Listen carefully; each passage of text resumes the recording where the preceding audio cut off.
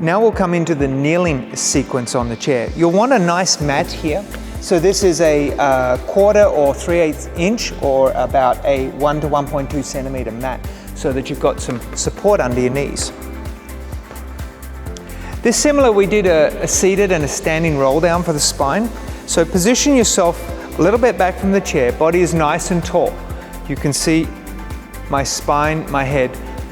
My hands just reach towards the pedals. I start to roll through the chin. Take the pedals, my fingers are on the outside, and I roll down to here, and then roll back up. The goal is not to get to the ground, the goal is to keep the pelvis here. So I'm going to show you what not to do. So your goal is not to do this, because we've lost the spinal movement. Our goal is to get the spinal movement here. So we just roll through and roll up. You'll see my legs here stay perpendicular to the ground. This is really good to release the upper thoracic or the upper spine into the base of the neck and the middle of the shoulder blades. Exhale as you go down. Hold it there, the tummy's pulling in tight, and then inhale up.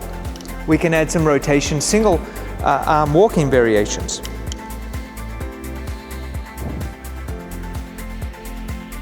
Keep the arms straight.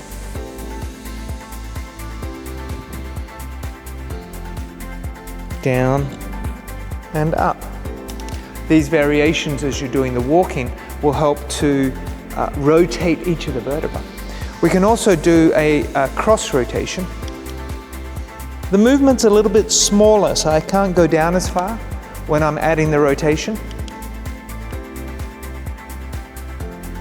And the other side. And the height of the arm, if your shoulders are not comfortable with your arm this high, you can drop the arm down a little bit like this. Get the rotation and the flexion.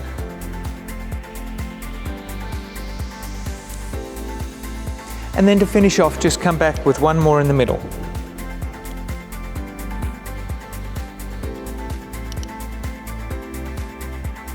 Now we'll move on to the side rotation and the side flexion. So the side flexion, when we're in a kneeling position like this, really goes deep into these side muscles. These, technically they're the iliacus muscles. The side muscles where we hold a lot of tension. So you can see now my hand, my fingers are on the front pedal.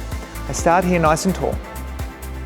And these iliacus muscles, these waist muscles, they compress the lumbar spine and they cause a lot of nerve pain that can be like in sciatica, or if people have just lower back pain. This is a great way to release the lower back pain. So you'll see the movement's not so big. The pelvis is anchored and I'm just inhaling up and over. If your shoulder is not able to go above your head like that, you can bring your hand here, or you can even just keep it just in this position here or down here. Ideally, we want to get the elbow up so that we stretch out all of this tissue, which is where we have a lot of lymphatic organs. And the lymph is good for the circulation, the immune system. We add a rotation here, so we inhale up and over, and rotate. Just the upper body, so keep the bottom still.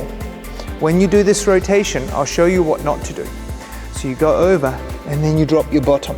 We don't want to do that. We want to keep the bottom here, just rotate the upper torso. So nice. I'm going to do one more. Big inhale. Exhale, rotate. Inhale back. And they're the kneeling 2 exercises, facing and side chair.